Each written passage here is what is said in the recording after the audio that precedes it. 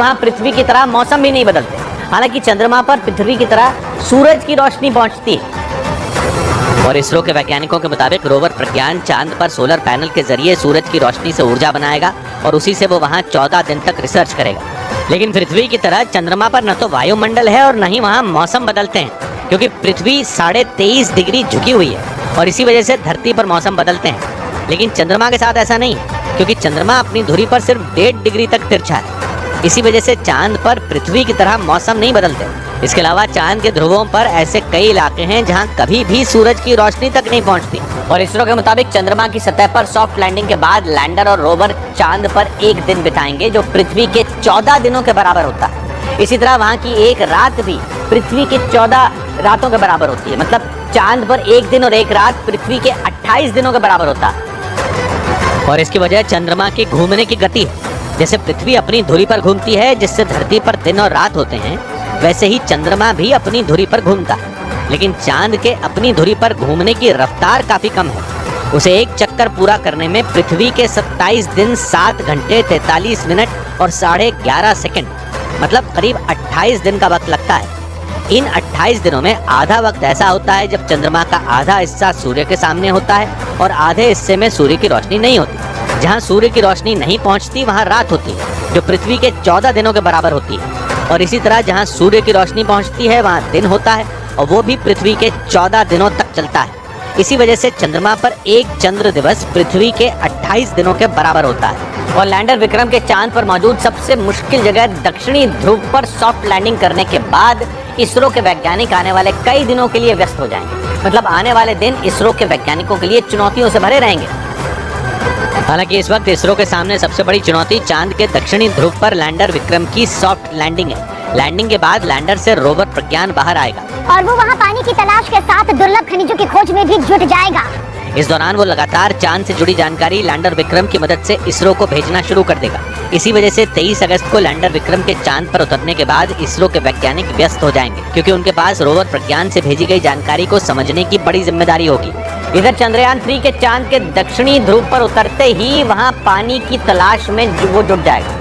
वैज्ञानिकों ने दावा किया कि अगर चंद्रयान 3 सफलता के साथ चांद के दक्षिणी ध्रुव पर लैंड कर लेता है तो चांद के बारे में उन रहस्यों से पर्दा उठेगा जिनसे दुनिया अब तक अनजान है। जिसका मतलब ये कि चांद के बारे में जितनी जानकारी अब तक दुनिया को पता लगी है, उससे कई गुना ज्यादा जानकारी भारत के मिशन चंद्रयान 3 की सफलता से मिल जाएगी। वैज्ञानिकों का दावा है कि चंद्रयान 3 चांद के सबसे मुश्किल इलाके दक्षिणी ध्रुव पर पानी की तलाश भी करेगा। पहले के जो यान गए हैं वो सब इक्वेटर के पास उतरे हैं, जहाँ की उतरना आसान था, मगर ध्रुव है जहाँ पानी है तो वहाँ उतर के वहाँ की जानकारी निकालना बहुत मुश्किल है। वैज्ञानिकों के मुताबिक दक्षिणी ध्रुव पर कुछ इलाकों में तापमान 0 से 230 डिग्री तक नीचे पहुँच जाता है, यानी -230 डिग्री, जिसका मतलब ये कि वहाँ बर्फ होने की संभावना है। भारत का चंद्रयान 3 इसी का पता लगाने की कोशिश करेगा ताकि उस जगह पानी होने की संभावना पर मोहर लग सके। हालांकि इससे पहले 2008 में भारत के चंद्रयान 1 ने चांद पर पानी होने के सबूत खोजे थे। इस बीच चंद्रमा के करीब पहुंच चुके चंद्रयान से इसरो के वैज्ञानिकों को एक और कामयाबी मिलने की खबर आई। दावा किया जा रहा है कि चंद्रयान 2 का हिस्सा रहा ऑर्बिटर भी अब चंद्रयान 3 की मदद करेगा। एक दिन पहले ही ऑर्बिटर से चंद्रयान 3 की मुलाकात हुई और ऑर्बिटर ने चंद्रयान 3 का स्वागत किया था। ऑर्बिटर भारत के पिछले मून मिशन चंद्रयान 2 का हिस्सा है। वो मिशन तो चांद पर सुरक्षित लैंडिंग करने में नाकाम रहा था, लेकिन ऑर्बिटर अब तक चंद्रमा के चक्कर लगा रहा है। चंद्रयान 2 में ऑर्बिटर की भूमिका काफी कुछ वैसी ही थी जैसी चंद्रयान 3 के प्रोपल्शन मॉड्यूल की है। लेकिन इसरो के वैज्ञानिकों की दिक्कत ये थी कि ऑर्बिटर से संपर्क नहीं हो पा रहा था। जैसे ही चंद्रयान 3 से ऑर्बिटर की मुलाकात हुई, माना जा रहा है कि वो दिक्कत भी खत्म हो गई। माना जा रहा है कि लैंडिंग के दौरान ऑर्बिटर से विक्रम को मदद मिल सकती है। इसके अलावा अगर लैंडिंग कामयाब रही तो रोवर प्रज्ञान को भी ऑर्बिटर के अनुभव से मदद मिल सकती है। और इसरो के वैज्ञानिकों के मुताबिक लैंडर विक्रम में LHDAC यानी lander hazard detection and avoidance camera लगा है, जो चांद की सतह पर उतरने के दौरान लैंडर को खतरों से बचाएगा। 17 अगस्त को प्रोपल्शन मॉड्यूल से अलग होने के बाद लैंडर लगातार अपने ताकतवर कैमरे से चांद की नई तस्वीरें भेज रहा है। और 19 अगस्त को लैंडर विक्रम ने इसी ताकतवर कैमरे से चंद्रमा के फार साइड यानी उस हिस्से की तस्वीरें भेजी जो कभी पृथ्वी की तरफ से नहीं दिखता। इसरो के वैज्ञानिकों के मुताबिक LHDAC यानी lander hazard detection and avoidance camera चांद की सतह पर लैंडर की सुरक्षित लैंडिंग के लिए बनाया गया है। इस ताकतवर कैमरे को अहमदाबाद में मौजूद इसरो के SAC यानी स्पेस एप्लीकेशन सेंटर ने बनाया है। लैंडर विक्रम को चांद पर किस जगह उतरना है, लैंडिंग के दौरान उसकी टक्कर किसी बड़े पत्थर से न हो और वो किसी गड्ढे में ना गिरे, ये सब तय करने की जिम्मेदारी इसी कैमरे पर है। मतलब ये कैमरा लैंडर को उतरने के समय चांद की सतह पर मौजूद खतरों से बचाने के साथ उसकी सुरक्षित लैंडिंग को भी पुख्ता करेगा। उधर इसरो ने जानकारी दी कि चंद्रयान 3 को सफल बनाने के लिए अमेरिकी स्पेस एजेंसी नासा और यूरोपियन स्पेस एजेंसी भी मदद कर रही हैं।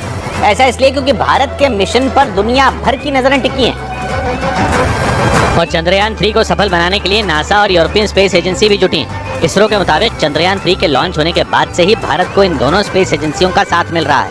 चंद्रयान 3 को चांद के दक्षिणी ध्रुव पर सुरक्षित तरीके से लैंड कराने में इनका साथ काफी अहम माना जा रहा है, क्योंकि नासा का एक अंतरिक्ष केंद्र अमेरिका के कैलिफोर्निया में भी है। इसे ऐसे समझें कि पृथ्वी पर एक तरफ भारत है तो दूसरी ओर कैलिफोर्निया।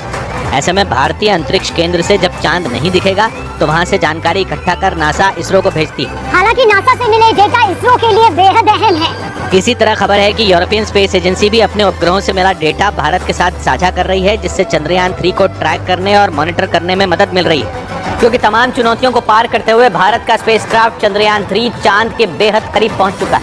14 जुलाई को आंध्र प्रदेश के श्रीहरिकोटा से लॉन्च होने के बाद करीब 40 दिन का सफर तय करके चंद्रयान 3 चांद से महज 25 किलोमीटर दूर है और कुछ घंटों बाद वो चांद के उस हिस्से पर उतरने वाला है जहां दुनिया का कोई भी देश अब तक नहीं पहुंच पाया। भारत की स्पेस एजेंसी इसरो के मुताबिक चंद्रयान 3 ने पृथ्वी से करीब 3,84,375 किलोमीटर का सफर तय कर लिया है, यानी वो चांद से सिर्फ 25 किलोमीटर ही दूर है, क्योंकि पृथ्वी से चांद की कुल दूरी 3,84,400 किलोमीटर है। हालांकि चंद्रयान 3 इस वक्त अंडाकार आकार में चांद का चक्कर लगा रहा है, जिसका मतलब ये कि एक चक्कर के दौरान भारत का ये स्पेसक्राफ्ट जब चांद के बिल्कुल नजदीक होता है तो चांद की सतह से इसकी दूरी सिर्फ 25 किलोमीटर होती है और उसी चक्कर में जब वो चांद से दूर जाता है तो दूरी 135 किलोमीटर के करीब हो जाती है। चंद्रयान 3 में ही विक्रम लैंडर मौजूद है, जिसकी मदद से प्रज्ञान रोवर चांद की सतह पर उतरेगा और वहाँ जाँच करेगा।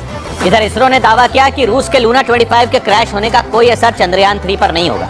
रूस ने भारत से पहले चांद के दक्षिणी ध्रुव पर पहुंचने की कोशिश की, लेकिन उसका मून मिशन लूना 25 लैंडिंग से पहले ही फेल हो गया, जिसके बाद ऐसी अटकलें लगने लगी कि कहीं लूना 25 के क्रैश होने से चंद्रयान 3 पर तो कोई असर नहीं होगा, क्योंकि रूस का लूना 25 भी उसी रास्ते में था जहां चंद्रयान 3 चांद के चक्कर लगाते हुए उसके नजदीक पहुंच रहा है। इसी वजह से ऐसी खबरें सामने आने लगी कि कहीं लूना 25 चंद्रयान 3 के लिए खतरा न बन जाए, लेकिन इसरो ने ऐसी किसी भी स्थिति से साफ इनकार कर दिया और भरोसा दिया कि चंद्रयान 3 अपने तय समय पर यानी 23 अगस्त को शाम 6:04 पर चांद पर सुरक्षित लैंडिंग करेगा। हालांकि रूस का लूना 25 चंद्रयान 3 से पहले ही चांद के दक्षिणी ध्रुव पर पहुंचने वाला था और रूस ने वहां इतिहास रचने की पूरी तैयारी कर ली थी। चांद का दक्षिणी ध्रुव वो जगह है जहां अब तक किसी भी देश ने अपने स्पेसक्राफ्ट को नहीं उतारा है, क्योंकि वहां न तो रोशनी है और न ही लैंडिंग के लिए सही जगह। इस बीच इसरो ने जानकारी दी कि चांद के जिस दक्षिणी ध्रुव पर चंद्रयान 3 लैंड करेगा उसमें और वहां के उत्तरी ध्रुव के वातावरण में काफी अंतर है। चांद के दक्षिणी ध्रुव पर पहुंचना सबसे ज्यादा मुश्किल माना जाता है और इसीलिए कोई भी देश वहां अब तक नहीं पहुंच सका। चांद पर भारत से पहले अमेरिका, रूस और चीन पहुंच चुके हैं, लेकिन उनका कोई भी मिशन चांद के दक्षिणी ध्रुव पर नहीं उतरा। इसकी सबसे बड़ी वजह है वहाँ का वातावरण। इसरो के मुताबिक चांद के दक्षिणी ध्रुव और उत्तरी ध्रुव के वातावरण में बहुत ज्यादा अंतर है। माना जाता है कि दक्षिणी ध्रुव बर्फ से ढका हुआ है और वहाँ का तापमान -200 डिग्री सेल्सियस तक गिर जाता है। इस तापमान में कोई भी चीज नहीं बच पाती। इसके अलावा अमेरिकी स्पेस एजेंसी नासा वहाँ बड़े बड़े गड्ढे होने का भी दावा कर चुकी है, जहाँ कभी भी सूरज की रोशनी नहीं पहुँचती, जबकि उत्तरी ध्रुव पर इतनी ठंड नहीं होती। वैज्ञानिकों के मुताबिक चांद के उत्तरी ध्रुव पर गर्मी है और वहाँ धूल भी मौजूद है। उधर ब्रिटेन के मीडिया ने दावा किया कि चांद के दक्षिणी ध्रुव पर भारत से पहले पहुंचने के चक्कर में रूस का लूना 25 क्रैश हो गया।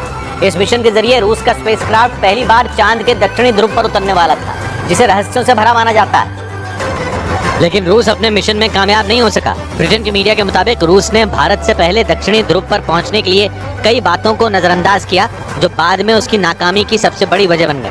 एक दिन पहले ये खबर सामने आई कि यूक्रेन जंग की वजह से यूरोपियन स्पेस एजेंसी ने इस मिशन में रूस का साथ नहीं दिया।